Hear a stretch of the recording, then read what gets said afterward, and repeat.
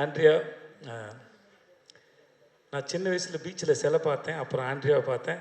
அப்படியே தான் இருக்குது ரொம்ப வருஷமாக. You look same. அது எப்படின்னு தெரிலம்மா. அது உங்களெல்லாம் கூப்பிட்டு வந்து ஃபாரின்லேருந்து ஆளுங்க வந்து இன்டர்வியூ எடுக்கணும். எப்படி இத்தனை வருஷம் அப்படியே இருக்கிறீங்க? சந்திராவை பார்த்த மாதிரி தான் இருக்கீங்க. அதுக்கு முன்னாடி நான் நர்சூஸ் காஃபி ஏதோ ஆடில் பார்த்த மாதிரியே இருக்கிறீங்க. அதை ஒரு புடவை ஒன்று கட்டிக்கிட்டு, அது முன்னாடி இதே மாதிரி முடி இருக்கும். நான் அப்பையும் பார்த்துருக்கேன், யாரா இந்த பொண்ணுன்னு. இப்பயும் அப்படி தான் பார்க்குறேன், யாரா இந்த பொண்ணுன்னு. நாளை பின்ன என் பையனும் பார்ப்பான் போடுறது, யாரா இந்த பொண்ணுன்னு. நிஜமாகவே அதே அழகுமா தெரில. வீட்டுக்கு போய் ஃப்ரிட்ஜில் உட்காருங்களா, பெட்ரூமில் படுக்கிறீங்கன்னு தெரில. வாழ்க நீங்கள். எனக்கு உங்கள் பேர் கேட்டேன், மறந்துட்டேன். रूहानी, कैसे आप? अच्छा है, आप बहुत सुंदर है, all the best. I love you, I love you. உங்கள் அன்புக்கு ரொம்ப நன்றி. மென்டார் வெற்றிமாறன் போட்டுனேன். நீங்கள் ரொம்ப நல்ல மென்டார் சார். ஒருவேளை நாளை பின்ன நான் படம் பண்ணாலும் எனக்கு மென்டார் ஆகிடுங்க sir. Please, I need it sir. இந்த படத்தோட ட்ரெய்லர் பார்த்தேன். எனக்கு ரொம்ப கம்மியான நேரம் இருக்குது. நான் நிஜமாகவே ஊருக்கு போகணும், நான் போய் சொல்ல. அதனால் இங்கே இருக்க எல்லார் மேலேயும் சத்தியமாக இந்த படத்தோட ட்ரெய்லர் பார்த்தேன். எனக்கு ரொம்ப நல்லா இருந்தது, ரொம்ப ரொம்ப நல்லா இருந்தது, ரொம்ப பிடிச்சிருந்தது.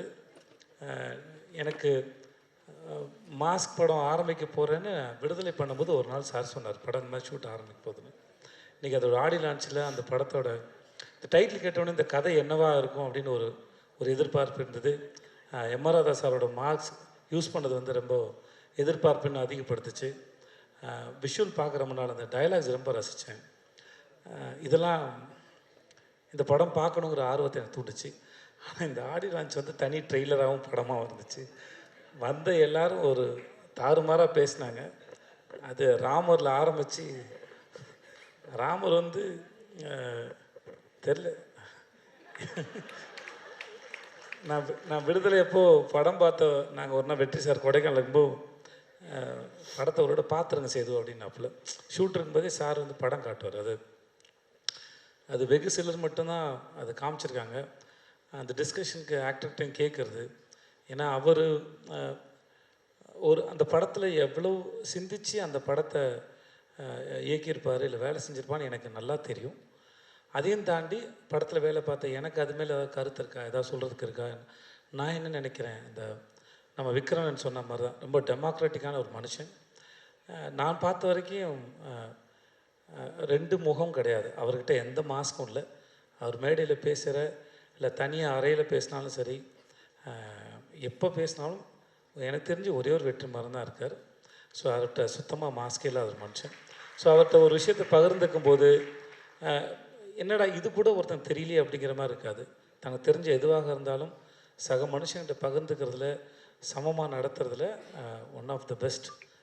ரொம்ப நன்றி. நீங்கள் மாதிரி ஒரு ஆளாக இருக்கிறதுக்கு ரொம்ப நன்றி sir. I learn so much from you. So அப்போது அந்த சமயத்தில் இந்த ராமருங்க ஒரு ஆளை பார்க்கும்போது, ஐயோ பாவம் புள்ள பூச்சி இந்த மனுஷன்ட்ட மாட்டிகிட்டு இருக்கா அப்படின்னு நினச்சேன். எனக்கு எப்போ தான் தெரிஞ்சது அந்த ஆள்கிட்ட நம்ம கூட்டமே மாட்டேங்குது. ராமர் மாதிரி ஆளை மேடையில் ஏற்றி உங்கள் ஊருக்கு போயிட்டு வந்த கதையை சொல்லுப்பானாலே 1 மணி நேரம் பேசுவார் போல இருக்குது. நம்மளாம் உட்காந்து ஜாலியாக கேட்கலாம். ஸோ ராமர் பேசினா இருக்கட்டும், நம்ம கிங்ஸ்லி பேசினா இருக்கட்டும், சுப்பிரமணிய சிவா சார் பேசினா இருக்கட்டும், எல்லாருமே ரொம்ப நல்லா பேசினாங்க. ஏதோ சின்ன வயசில் திருவிழாவில் போயிட்டு ஆடல் பாடல் நிகழ்ச்சி பார்த்தா மாதிரியே இருந்துச்சு எனக்கு. ரொம்ப நல்லா இருந்தது. இந்த எவ்வளோ அவசரமாக இருந்தாலும் வழக்கமாக இந்த மாதிரி வேறு படத்தோட ஆடியோ லான்ச் போனால் போக மாட்டேன். எனக்கு என்ன பேசுகிறேன்னே தெரியாது, எதுவுமே தெரியாது, யாரையும் தெரியாது, ஒன்றுமே தெரியாமல் எப்படி பேசுகிறேன்னு தெரியல அப்படின்னு ரொம்ப தயக்கத்தில் இருப்பேன். நான் அந்த மாதிரி சமயத்தில் நான் இப்போ ஜிவி பாடினார்ல, ஒரு சிங்கராக பிறந்திருந்தால் 2 பாட்டு பாடிட்டு போயிடலாம், ஒரு 2 நிமிஷம் பாடினா கூட்டத்தை நம்ம பக்கம் திருப்பிடலான்னு தோணும். ரொம்ப கூச்சத்தில் தான் போவேன். நான் முறையாக வேறொரு படத்தோட ஆடியோ லான்ச்சுக்கு வந்து நான் ரொம்ப சந்தோஷமாக போகிறேன்னா அது இந்த படத்தோடு தான். இந்த ஆனால் ஒன்று மட்டும் தெரிஞ்சு, இந்த வேலை பார்த்த மனுஷங்களாம் உள்ளுக்குள்ளே செம்மையாக அடிச்சுட்டு வந்துருக்கானுங்க போல இருக்குது. மேடையில் நாகரிகம் பேசுகிறாங்க. ஏன்னா நல்லா பேசிக்கிட்டாங்க. இப்போ நல்லா பேசிக்கிட்டாங்க, நல்லா இருந்தது, வெளியும் தெரிஞ்சுது. அப்புறம் இருக்கிறார் இல்லை அப்படிங்கிற அந்த நெல்சனுடைய அந்த காட்சி என்னன்னு அவர் எந்த தூணில் இருப்பாரோ துரும்பில் இருப்பாரோ, ஆனால் படத்தில் இருக்கார் நினைக்கிறேன். நானும் தெரிஞ்சு பார்க்க ஆசையாக இருக்கேன். மற்றபடி கவின், உங்கள் வாழ்த்துக்கள் கவின். கவின் ஸ்க்ரீனில் பார்க்குறது ரொம்ப பிடிச்சிருக்கு. ரொம்ப வசீகரமாக இருக்கீங்க, ரொம்ப நல்லா இருக்கீங்க.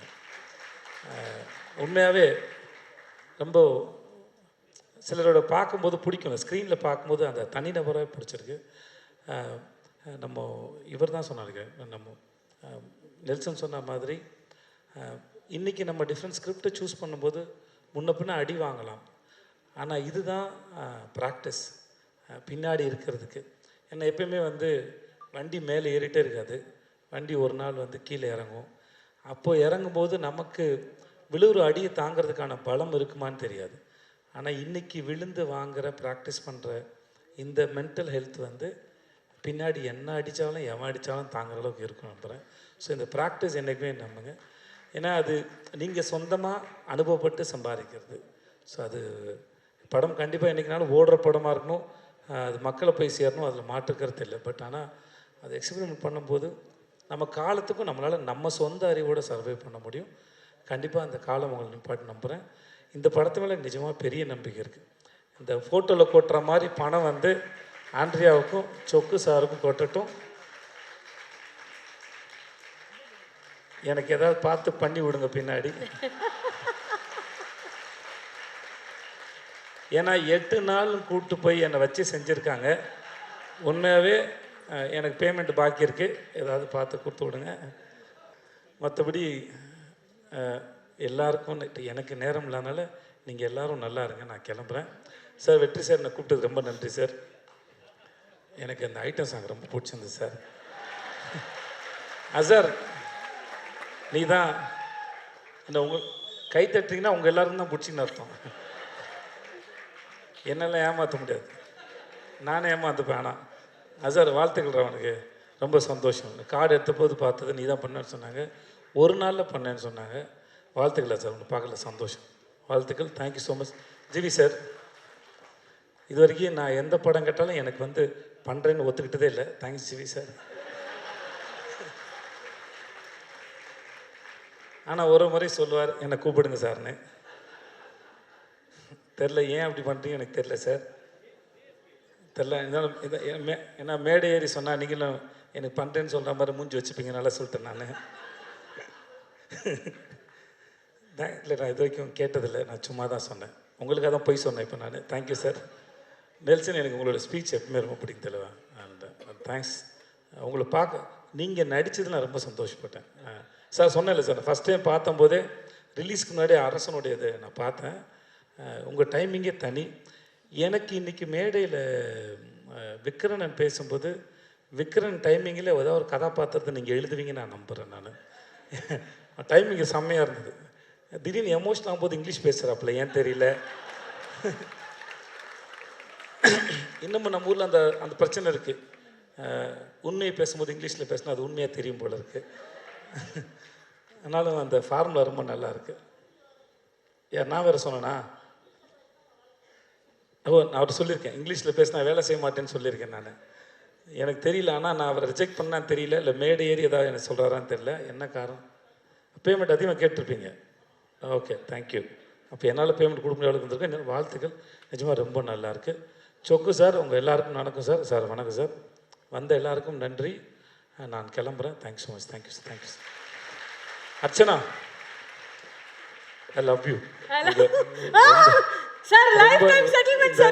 நெல்சன் சொன்னது உண்மை, விக்ரன் சொன்னது உண்மை. இவங்க எந்த இடத்துல இருந்தாலும் சரி, இவங்களோட டைமிங்கும் பெர்ஃபார்மன்ஸும் சரி. வாங்க நல்லா சாப்பிட்டு யாரை பற்றியா தப்பாக பேசுவோன்னு சொல்கிற அந்த கண்ணாடி போட்டு நடந்த அந்த ஒரு ஷாட்டு தான். அது படம் ஃபுல்லாக அவ்வளோ பேர் இருக்கிறாங்க. அதுவும் யுவர் கிரேட். நீங்கள் நாங்கள் கேட்டுக்கிட்ட மாதிரியே நீங்கள் நிறைய படம் பண்ணுங்கள், ப்ளீஸ் பண்ணுங்கள். Thanks so much. Thank you so much sir. Thank you.